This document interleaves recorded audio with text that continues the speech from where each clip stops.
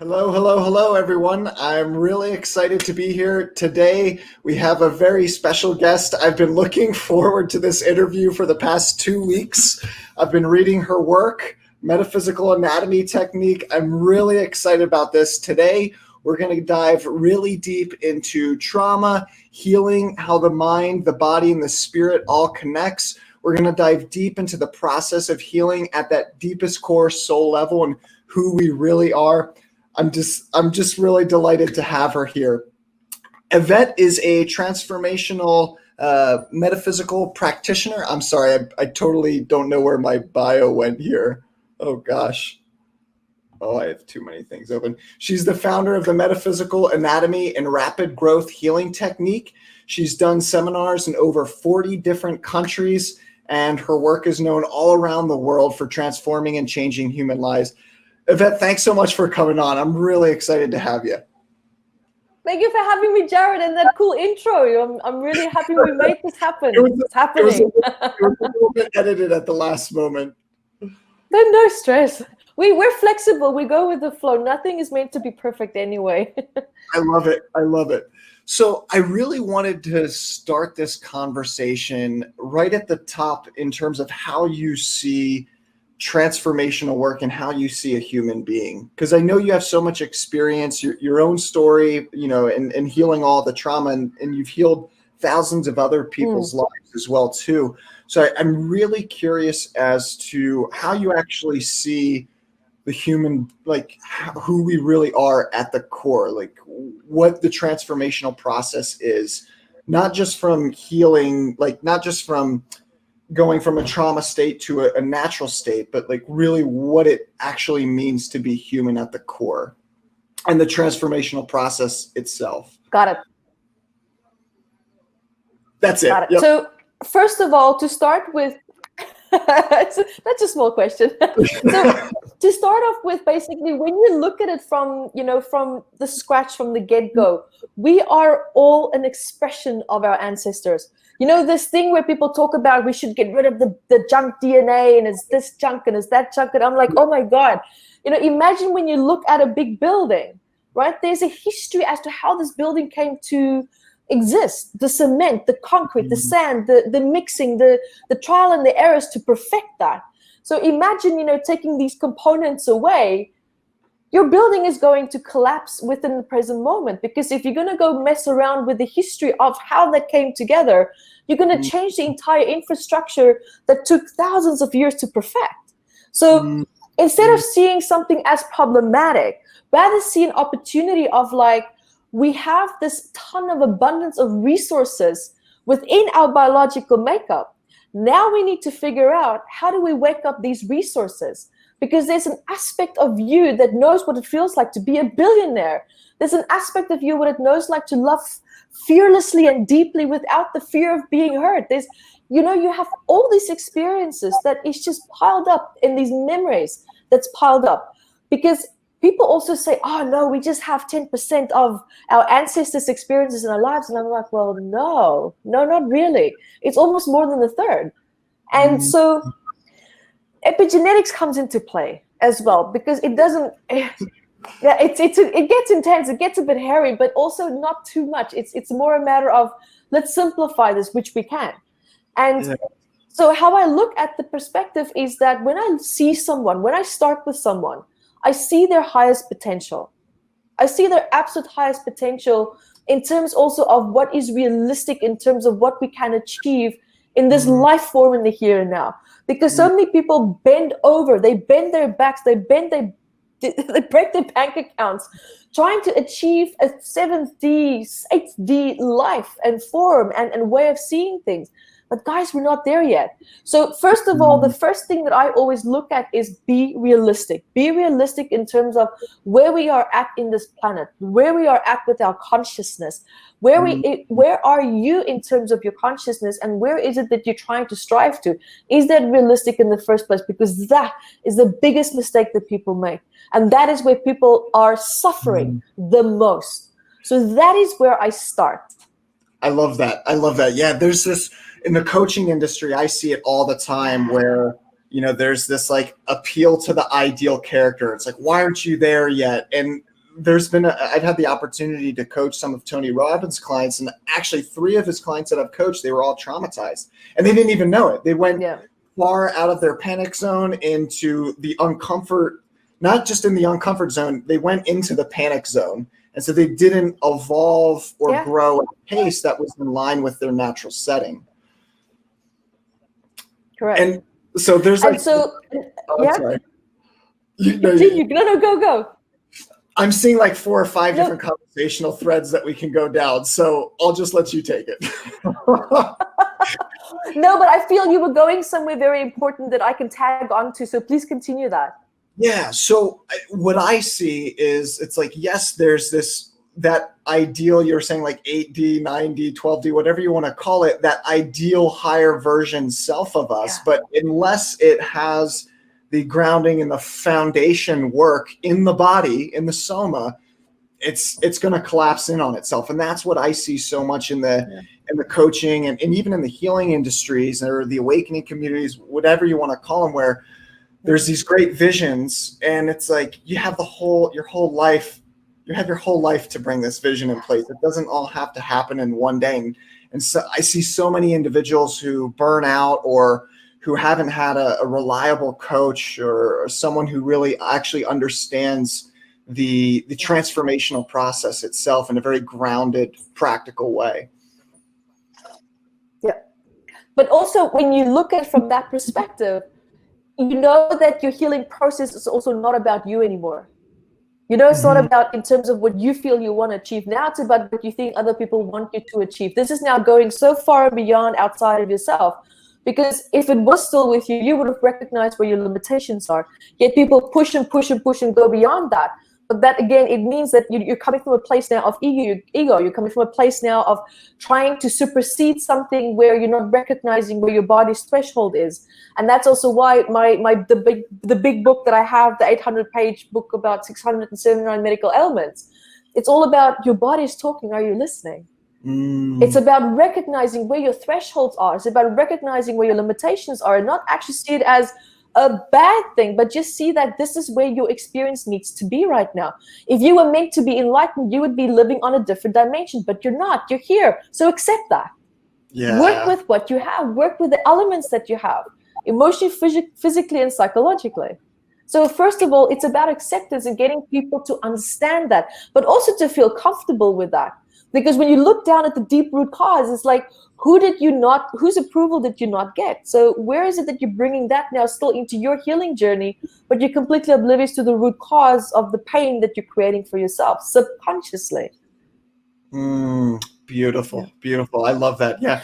I thought you wanted to add something there. Okay, I thought you were like building up there.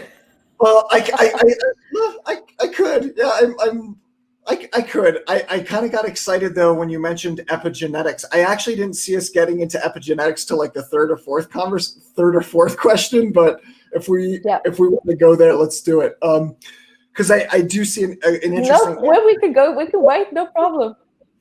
So, is that with epigenetics then? So, can you tell me more about how you see this? Living into this human potential, living into the higher self, living into this higher way of living and being, but staying grounded in what you need in the moment and honoring what you need in the moment and those foundational points that allow us to actually evolve in a healthy, safe way.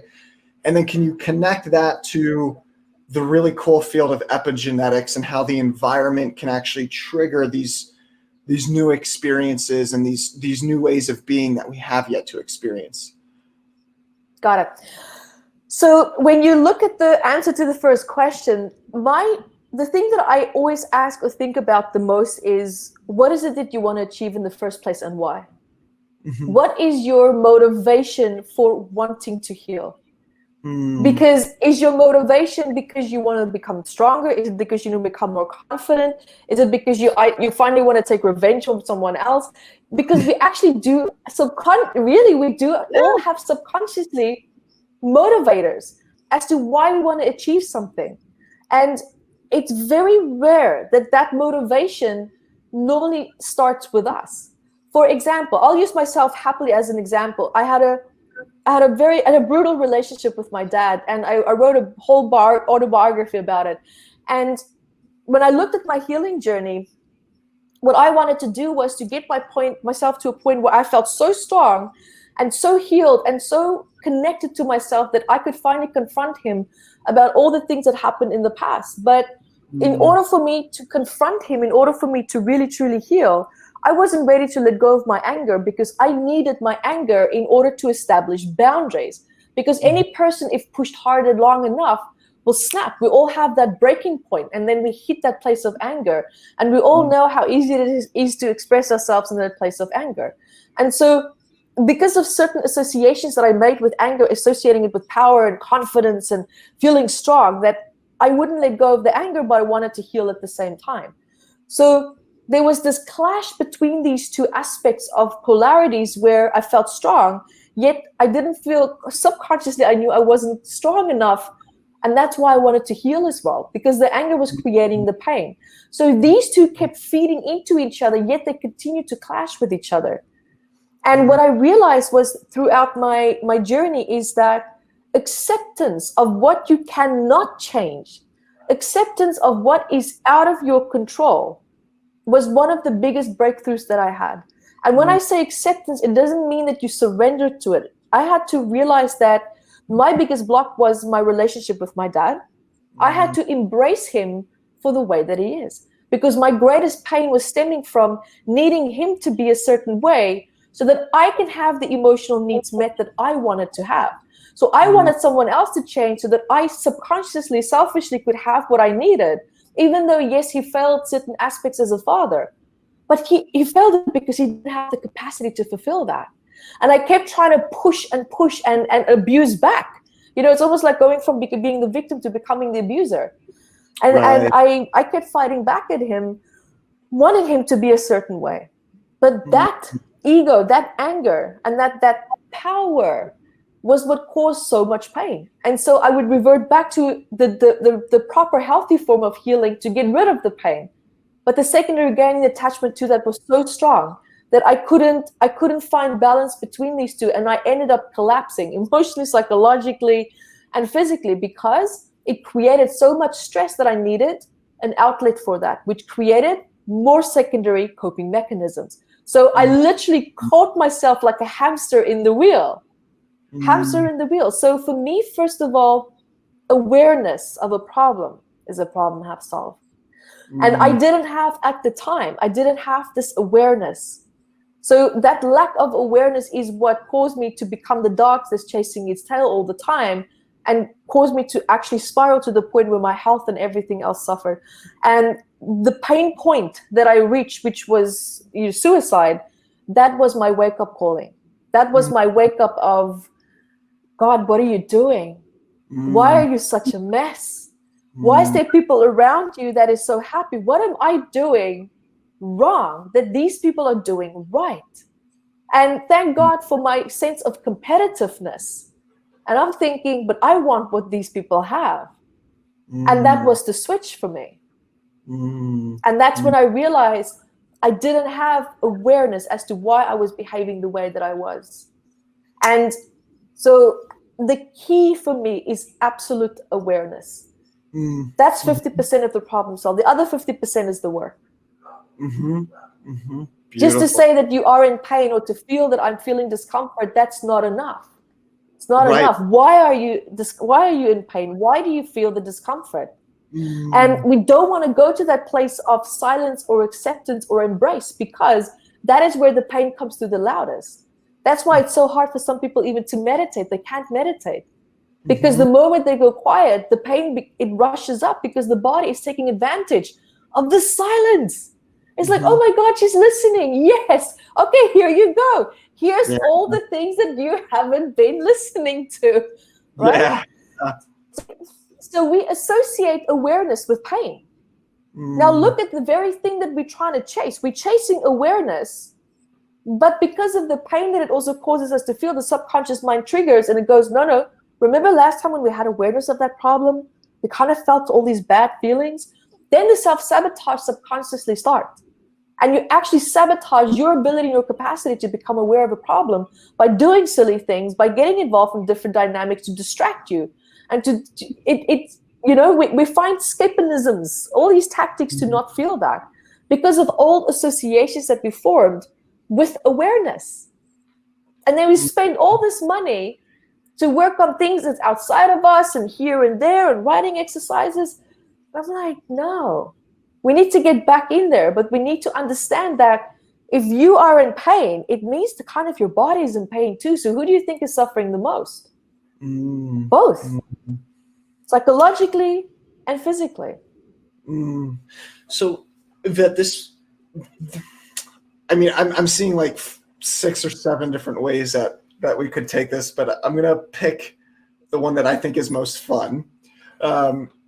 When it comes to the pain in the body, having that vision for you where you want to be, one of the things that I see, and this was a part of my own journey as well too, but I definitely see in the lives of my clients, is there's an avoidance of that pain to get to that higher self, to get that higher state.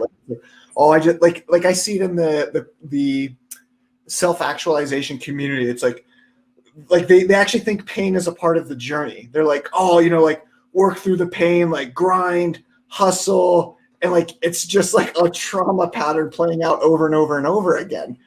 So how do you see then is the quickest way for an individual to get out of that? Is it really as simple as just dropping into the pain, dropping into your awareness, your inner space where you've been impressed upon by life or inherited from your family and your genetics?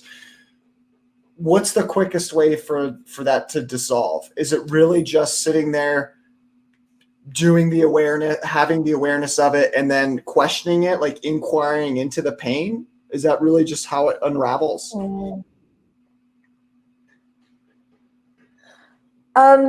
Yes and no, but it depends how you approach it. So here's something that I speak up very strongly about. And I am a very strong advocate and believer that you don't have to relive pain in order to heal it. There's a lot of modalities that do believe that. And if you have a really good practitioner, then you have a 50% chance of actually nailing it. Now, we are all familiar with neurogenesis, neuroplasticity. Neuroplasticity, when the synapses, the neural pathways either strengthens or weakens. Neurogenesis, you have a new neural pathway grow. Now, and it's so funny because just recently people found out that the hippocampus and limbic system can regenerate neural pathways and neurotransmitters. And it's like, oh my God, we can build new neural pathways. And now the cortex can do that too. Oh, wow, this is so great. Here's my workshop for 2 days. I'm going to teach you how to rewire your brain. And I'm just sitting there and I'm just like, oh my God, we've been able to do this for thousands of years. And now suddenly people found out, now they're making money out of it. Now that's called the positive side to it. Yeah, it's just like, come on, really, what just happened? Did I just wake up in a time lapse? But my point is, right? And so as we can have positive neurogenesis, as we can have positive neuroplasticity, it can flip to the negative. So now what's happening? Look what you're doing. If you constantly think and believe that you have to drop into a place of pain, look what your body starts to associate with healing. Right. That's why your journey becomes harder and harder. That's why it's becoming harder and harder. Because the moment you set the intention, I want to heal. Okay, now here comes the pain, because now the subconscious memories, also called implicit memories, comes forward. The body biochemically reacts as if though it's already reliving the trauma before it even happens. Your body's bracing itself for pain. You feel it and you sabotage, or you try to resist it, you try to push against it, and it gets worse and it gets worse. And what happens? Negative aspect of neurogenesis or neuroplasticity. Now you're anchoring in even more that this is painful, this hurts, this is painful. And ta-da, there you go. Suffer away. That's the spiral that's like just continues. Like that's the spiral. Yeah. But that's the sad part. That's the sad part, how people associate something painful with something that's actually really beautiful and that can be very gentle. Now, to answer your question, my point in being is that, you can heal a trauma, you can heal an emotion without needing to know the actual root cause of it or have an actual memory to it, because working with memories is the biggest load of nonsense that I've heard, because by the fifth time that you've repeated a memory, 50% of its validity has already changed. And you work with so many fake memories as well. Fake memories. Okay, so people have spent so much money and time trying to heal a specific event, and when I'm done with it, I'm like, they realize that 80% of it never happened. I'm like, right. yeah. The mind constructed the story to make meaning as it went on. Yeah. You're trying to heal a perceived emotion that you're projecting onto a past event that never happened. There's not an actual memory for it to tap into the biological body if using Matt. So my point in being is, when you feel a distress of something, then there's a memory of that. Now that memory can be yours or it can be ancestral. That's where it can get a little bit, wobbly. But the good news is you don't need to know the difference, because either way, if you feel it inside of the body, you will heal it as either your own or the ancestral memory, and it will clear. And only a certain level of needing to feel the emotion is needed. That's it. It doesn't have to be to a point where you relive it. It doesn't need to be painful. Yeah. I mean, when I see the therapies like exposure therapy, I'm just like, oh my God. Like, what is exposure therapy? I've never heard of that. Well, it's something that they do at the VA here, and it's apparently breakthrough and revolutionary in the US. Really? Literally, they just expose you to the trauma as many times as possible, hoping that you get yourself desensitized to it. So they'll blast you with the trauma like over and over and over and over again. You know what they're doing? Yeah, it's horrible. It's either re-traumatizing the person, at least how I see it. I see it as it's either re-traumatizing the person over and over and over again, or just pushing it into the system even further and just drawing even deeper connections. I would love to hear your view on it, though.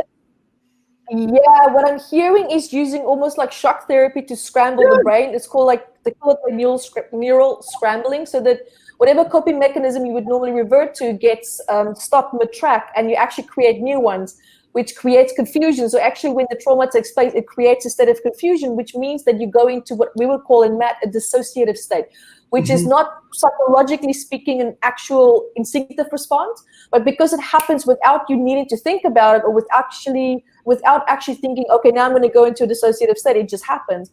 I call it an actual instinctive secondary instinctive reaction. So basically what they're doing is they're teaching people how to become masters at numbness.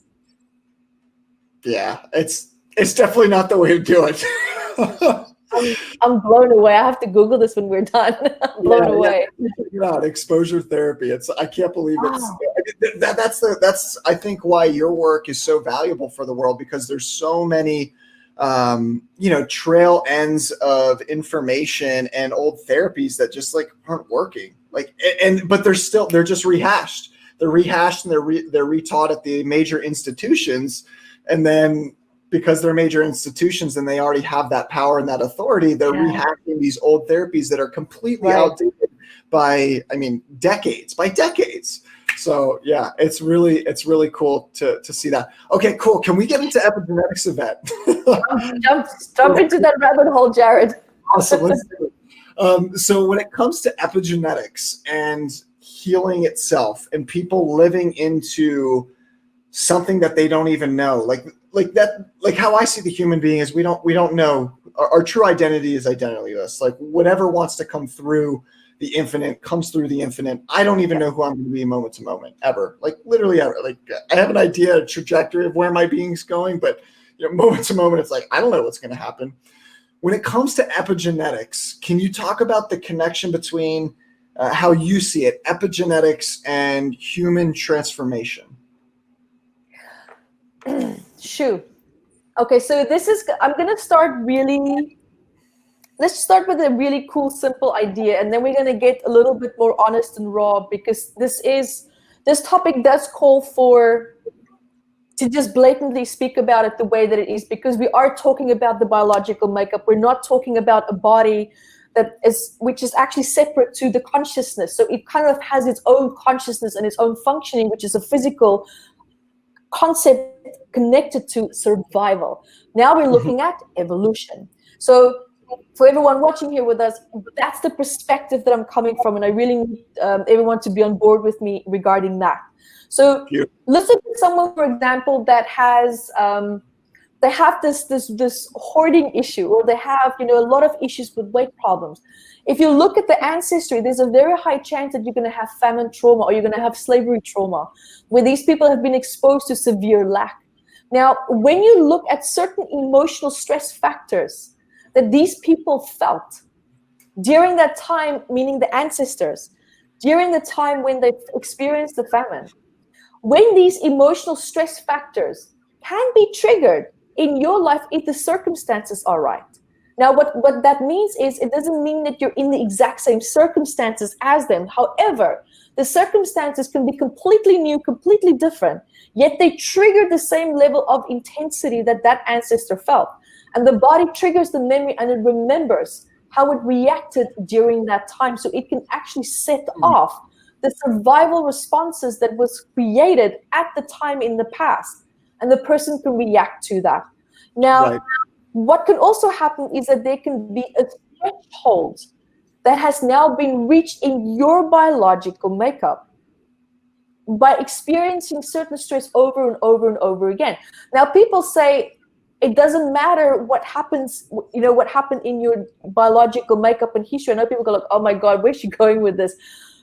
From working with thousands of people, the pattern, I'm an observer. I observe algorithms. I observe patterns. And the patterns that I've noticed and saw is that people have a certain strong predisposition for experiencing a certain level of stress that changes the way that the biological makeup reacts. Now, the good news is, if you really dive in deep and you find that switch and you flip it off, and the body stops the expression of the ailment or the stress, if you did a good enough job and that switch is switched off for at least 100 to 200 years, you can successfully change the DNA, which means that it doesn't become an epigenetic hazard in the future generations anymore.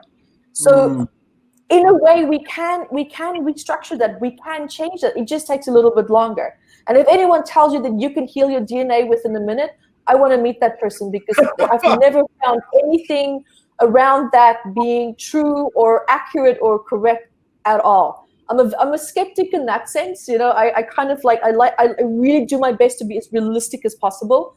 And so when you look at these factors now coming into play, the biological makeup is also in favor of the DNA lineage staying healthy for the sake of its survival, because that is what the body is designed to do. Animals are exactly the same. Mother Nature is exactly the same. If something doesn't work, it starts to excrete it, or it gets rid of it, it changes it. And if the changes that it makes to it is not in alignment with the capacity of either the subject or the organism, or now the human body, if that change doesn't work, then it scraps the change and it tries to change something else. But this happens long over time. Now, when you look at certain ailments that comes forward in people, that's terminal, that people can't heal from, that's the DNA lineage going, we're done. You're not dealing with these unresolved issues. You're not dealing with the health issues that I have. You're not dealing with these levels of expressions, and all these expressions comes forward in one person, and it terminates that. It's with the intention to put a stop to it. So it's either then, they passed away with something that they could not be helped with medically. But when you really deep down look at the psychological and emotional traumas that this person has, it is, wow, I have so much compassion, because there's so much happening, more than just a disease, more than just an ailment. I promise you, if you dig deep enough, you'll see exactly that there's a whole puzzle coming together and understanding why this person came with this condition and why they didn't make it. Now, we all have contracts, we all have agreements. It really depends why, what, and how. I mean, that goes on in a completely different tangent, but just to stick to the biology, to keep the explanation consistent, that is what you're looking at then. So now, by us healing and changing and having this desire to change, that's your biological makeup saying, we need to shift. But let's create the awareness to shift. So the body is going to find itself in certain circumstances and within dynamics to help bring that awareness. But what we do with that awareness is what's going to make or break the healing journey. Because like we just said earlier, look at the negative associations that we could have with awareness. Because awareness is needed in order to create a solution for the problem. Just complaining about a problem is just a symptom. And trying to heal a symptom, good luck. It's a never-ending story. Right, Band-Aid after Band-Aid. So exactly. How do you see, how do you, there's two things that come to my mind as we go into this. The first is if the body has all the emotional thought patterns, is what, like belief systems, like everything, if like the entire history of our generations is in the body, and all these are coming to the surface, and like the traumas of your ancestors as well too, is there ever a point where you get to, I don't think a blank slate is the right term to use, I guess I would say, where it's like you actually living your life, like not, or like your being, like that, like your being, like beyond what you've inherited. And that's why I get excited about epigenetics, because, and I would love to hear your thoughts on junk DNA as well too, but we'll stick with that first question. How do you see, like, if the whole body is the entire ancestry and all their experiences and things like that, and then all these things are coming up to be healed or to express themselves, to find integration, at what point do you know, and how do you know that you've gotten to a space where it's like, okay, I got no more ancestral stuff back here, like I can actually be who I am now? Or is it just, there is not an actual point where that happens, it's just a part of it, it's just integrated? So here's the thing. There's so many gazillions and billions of experiences that we have within the ancestry. Then we also have an aspect of our own authentic experiences that we have from the time of conception to womb stages to birth that shapes you. And then you have your childhood and your adult life that shapes you as well. So we have these different aspects and experiences coming into place. And, you know, this is something that took me a while to kind of like, because I asked myself this question a few times myself. And I realized that at the end of the day, perfection doesn't exist. It just doesn't exist. It's a man-made concept. So for me, ultimately, the end healing game will end when you are in a place in your life where you feel happy and you feel balanced. And when I say happy and balanced, I mean, if something happens and it's upsetting, you're allowed to get upset, but you revert back to your nice place of what I would call, it's like classical music just playing in the background. You go back to that place of inner peace. Regardless of what happens, you go back to that foundation. Now, the reason why we can't go back to that foundation if something happens is because something got triggered and now it's standing between you and going back to that place of authentic inner peace. Because biologically, we're actually designed to be very harmonious. If we were designed to handle all this trauma and all this stress, then we wouldn't have all these ailments. So the point in being is it's coming back to that place of calmness, that place of harmony, because that's really where we should need to be. So anything standing between you and that, start to clear that. And the more you clear it, the more you're going to find yourself just being in this beautiful dance. It's a beautiful dance. You're going to dance in and out, but not far out enough where you're going to feel discomfort, but also not too deep where you completely get lost and just feel like you want to sit in a mountain and meditate. You still need a bit of motivation and sense of zest for life, to live your life and to do things and to find adventure and excitement. Because life is also all about experience. You don't want to numb it to the point where you're so peaceful that you just don't need to experience anything anymore, because come on, that's why we're here. We're here to experience. I love that's that. That's how I see it. Yeah, absolutely. So, so it sounds like getting back to that harmonious space so you can play full out fearlessly and enjoy it. But at the same time, you know, when you go out of harmony, and if you go out of harmony, that's a key signal like, okay, I need to get back to my natural state. There's a wounded aspect now that came forward that you were perhaps not aware of, or something new that could happen, because even though you are in that state of neutralness or that place of harmony, you have to remember that no one is above pain. Mm-hmm. No one is above experiencing pain, whether it's physical pain, whether it's pain of the loss of a loved one. Doesn't matter how much divine understanding you have. There was love, and now that physical connection that we had with that love is not there and it's absent, and we grieve for that. The biological body, own consciousness, it grieves for that connection. You know, it's not just conscious through the consciousness through the quantum field, but it's also through the electromagnetic field that's shared between the physical biological bodies. And now that connection is absent. Your body's going to feel the absence of that connection and longing for that connection to be there, right? So there's also other aspects of your body that has this new level of awareness that we don't normally play with a lot. We don't really tap into a lot because we're so much living out of the headspace, so much living into this pool of consciousness that, you know, radiates out from the head area through the electromagnetic field as well, but we have it to the heart and throughout the whole body. So, you know, it's kind of like just looking at bringing that back to this dance and understanding this is where we need to be. Or at least not need to, because if you say you need to, then it's a place of lack, but it's more like this would be a really great place to find yourself.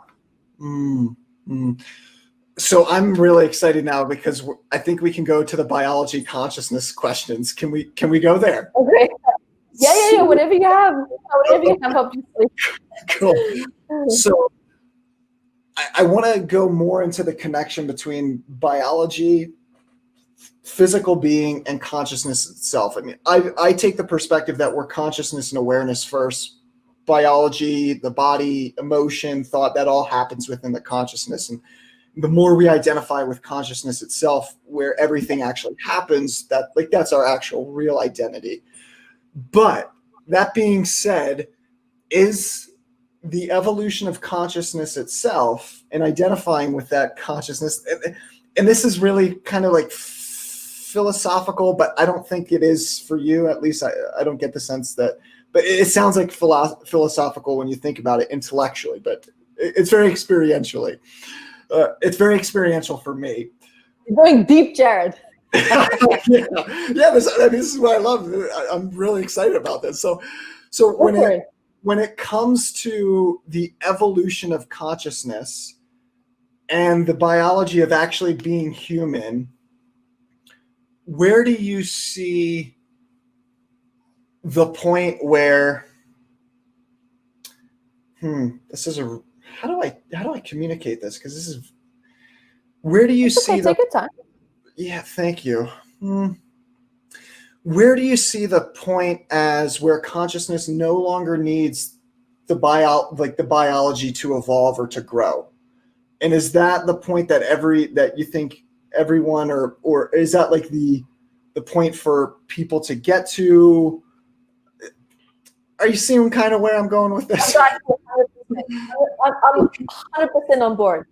So here, let's start with this. And I'm not going to get too ET at all, but we know that we're not the only life forms on this planet. So planet Earth has its own frequency. Mm-hmm. We know that there's other beings out there that's much more evolved than we are, but they have their own frequency and we have our frequency. That means we're not necessarily worse off or better off, but it's different.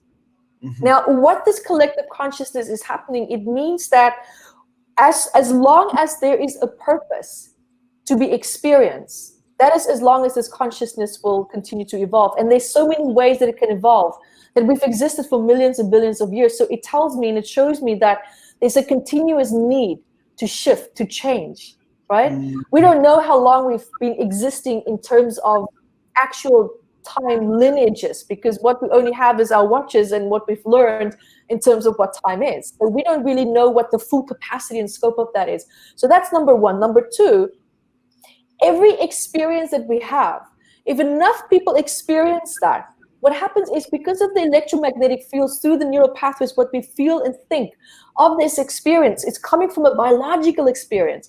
And that is what I feel these collective consciousness is feeding into, what it's building, what it's creating.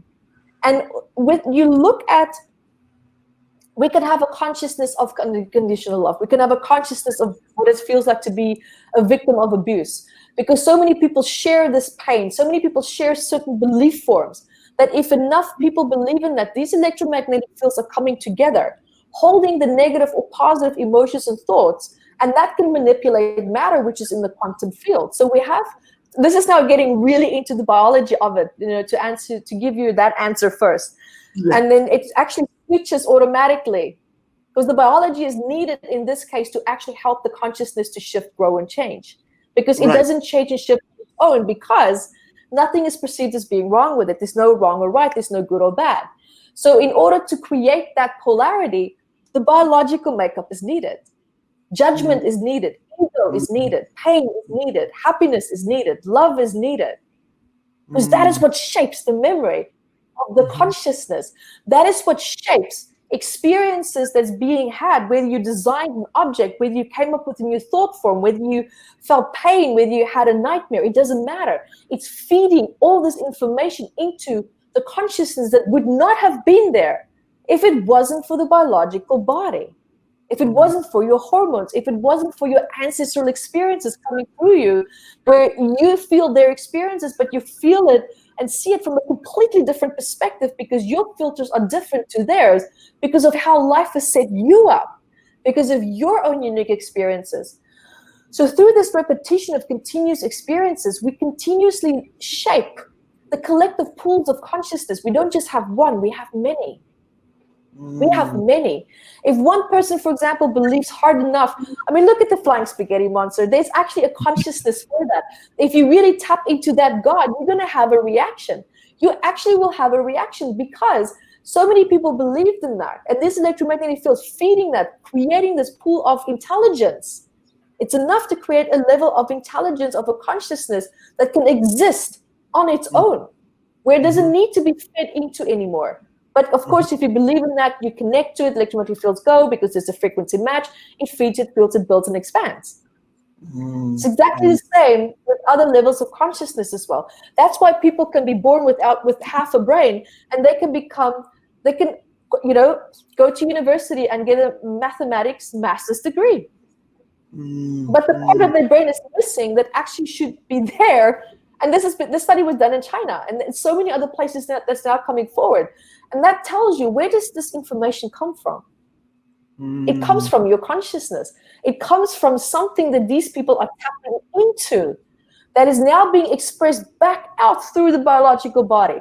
So it's like the holographic universe. It's constantly feeding itself in and out, refining and refiltering experiences and what is being held and stored in the collective pool of consciousness. Beautiful. That's why the biological body is needed to change consciousness. Something that we perceive as being so defected is actually needed to change it. Yeah, I love it. That's great.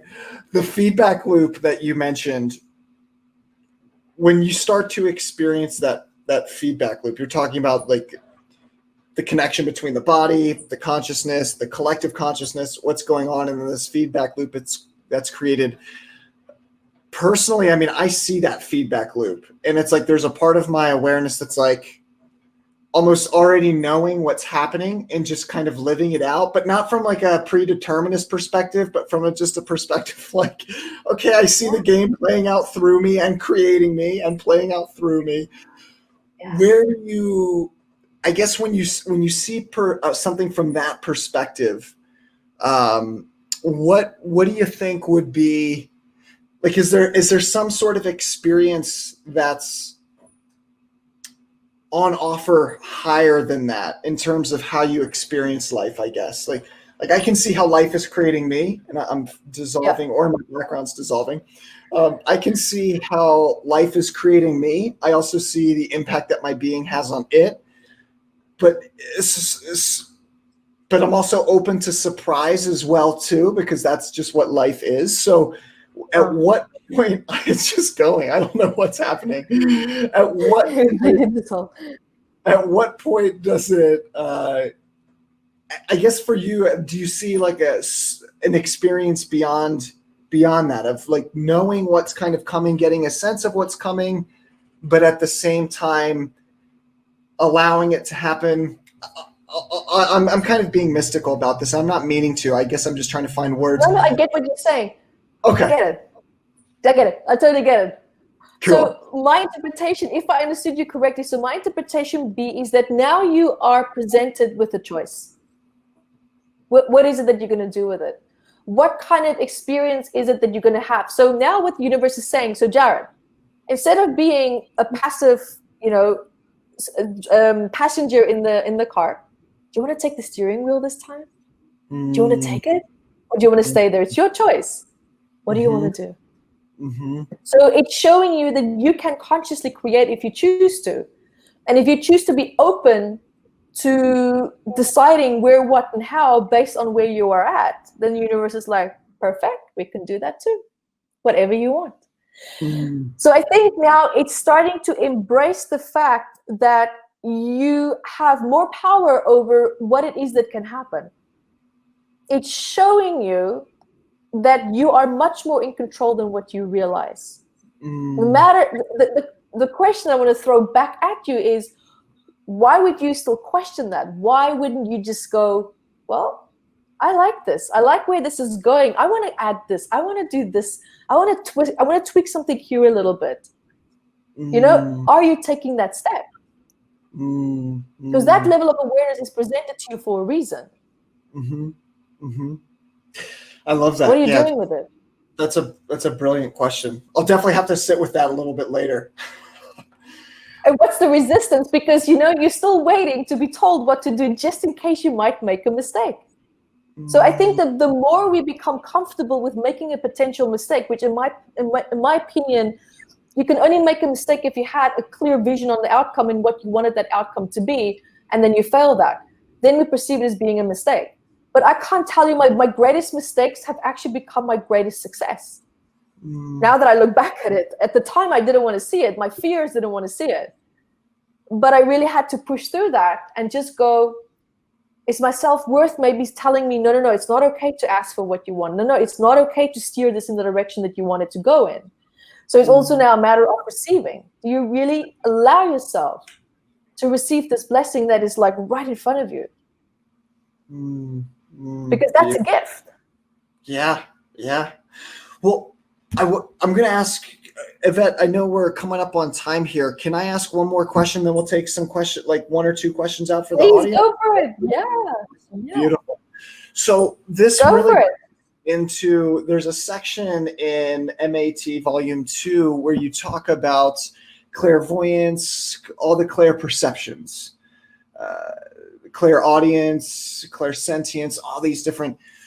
Where do you see? Because I'm going to make a generalization here, but to the normal world or mainstream, I don't know what's going on with the background, but to the normal world or the mainstream, that is very, very, like, people are like, oh, like that's like new agey or that's spiritual.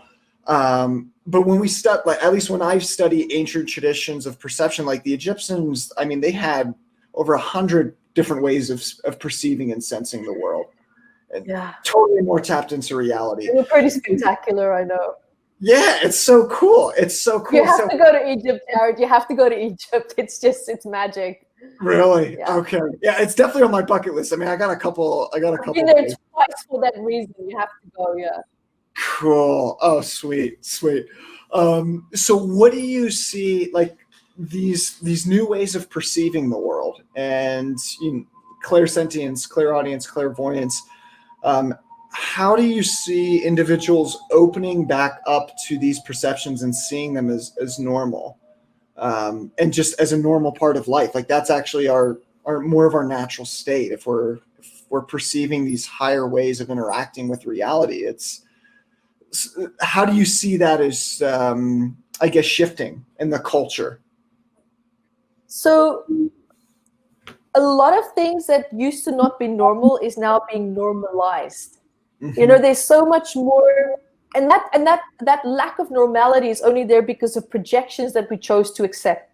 But what's happening is we're starting to shake off. We're starting to break out of that that paradigm, that old school, that old way of thinking with all these new generations coming in. And so with this new consciousness that's coming in, again, this is now what's happening, the holographic ripple effect. It's changing the consciousness of stored memories in terms of what is right, what is good, what is bad, what is not okay. That is shifting. And that's why it's shifting so fast as well, because of the amount of people that's coming in that's open to that. And so you'll just see spontaneously over time, we are and we will open up more and more to that. It's just naturally going to start to happen. We don't have to fight for it anymore, or at least to the point where we don't have to. We're still in that place a little bit, but we're not going to have to fight for that anymore. It's now going to spontaneously come more. But now the other aspect to that is people, it's a control issue. People don't like to think that there's information or something outside of me that can manipulate or change how I feel or change how I perceive something if I'm not in control of that. So it brings up a huge control issue, which is very deep inherited generational trauma. Because if you look at our history, it's all about losing control, because that's where things go wrong. That's where the body also goes into the fight or flight state, the fear of dying. All these biological aspects are now being triggered. If, again, we talk now about the biological experience, the consciousness doesn't go there, but the biological body does.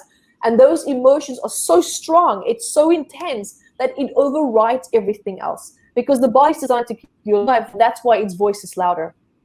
Its voice is louder.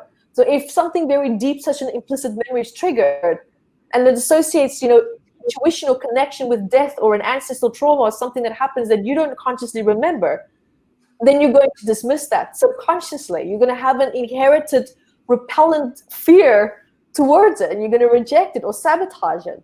That is normally what's happening. But the more we evolve, the more awareness we're going to start to have in terms of, I acknowledge the fear, but it's okay. I acknowledge the fear, but I'm not going to die anymore. There's no proof of that anymore. I'm not going to be rejected anymore because it's becoming more normalized. So the more something becomes more normalized, meaning part of the mainstream, the more people naturally fit into that, because we are designed to stay together. Even though we're so separated, we're still designed to stay together. That's why it's so easy to be influenced by society, because we want to still be a part of a group, part of a community. So despite the disconnection, there's actually still a connection, but it's through toxic connections in terms of, having to look a certain way, having to be a certain way. But we will evolve to the point where that community, that societal flow is going to be more in terms of awakening and more spiritual. You're going to see that these artificial aspects is going to start to drop out. It's going to fall away. It's not going to be overnight, but it's going to happen over time. Beautiful. I love it. Yeah. Yvette, thank you so much. This has been so that's my take. Yeah, it's wonderful. I love it. Can we take some questions out, a couple questions out for the audience, and then we'll wrap it up? Cool. Awesome. I love it. So I'm going to go to, let's see who we got. Yeah, sure. Let's do it. Let's fire away.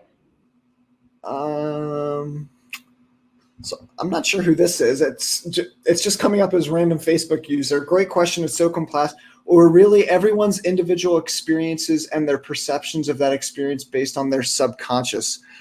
I'm not sure where they're going with that question. I'm trying to see. That happened looks like 20 minutes ago. So maybe, I'm just going to go to a different question.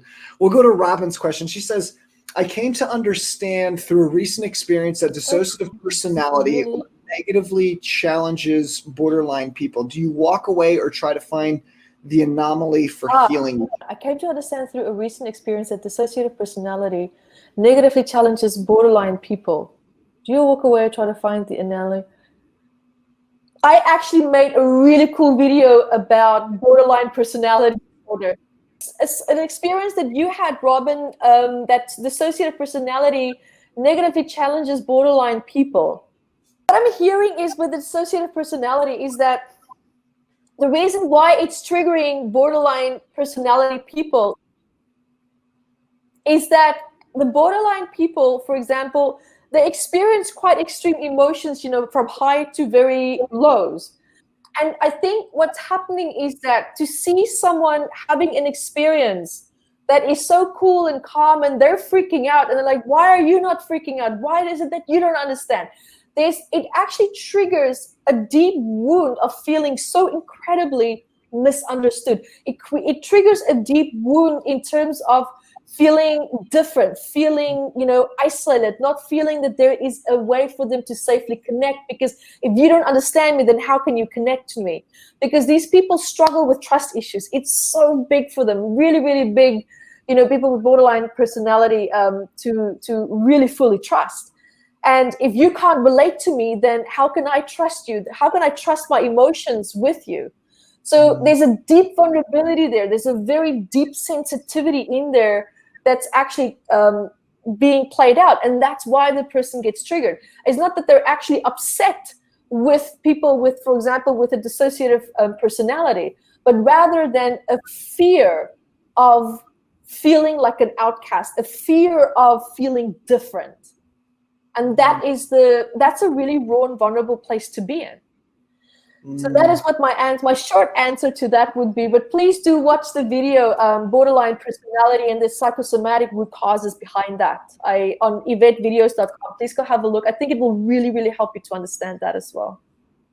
Beautiful. Thank you for sharing that, Ivettt. Ivettt, I just want to say thank you so much for coming on. It's really been an honor and a delight to have you. Are there any programs or anything that you're doing right now that you'd like people to be a part of? Absolutely. So my level 1 teachers are teaching the level 1 online course. The book that you had in your hand, they're teaching that course worldwide, live or online, and you can find that at metaphysicalanatomy.com. I have a free membership site, which is matmembership.com, or no, matmembers.com. So matmembers.com, free content.